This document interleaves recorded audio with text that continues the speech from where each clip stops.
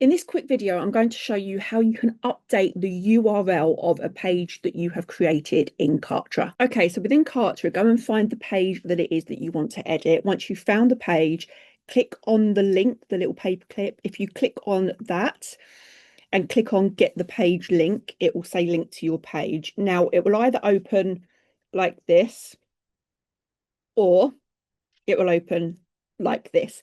If it opens like this, what you want to do is click on the pencil. And then you can change this link here. So you can either change your domain or you can change this second half of the domain. So for example, I might want to change this to Half-Term Hamper 2026. Click on enter and that then changes that URL for you.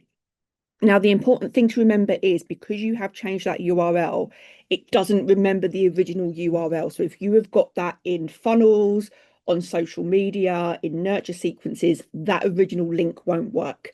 So if you do need to change the URL for whatever reason, do remember that if you've got it anywhere else, it's not going to work. So I'm just going to change this back just in case.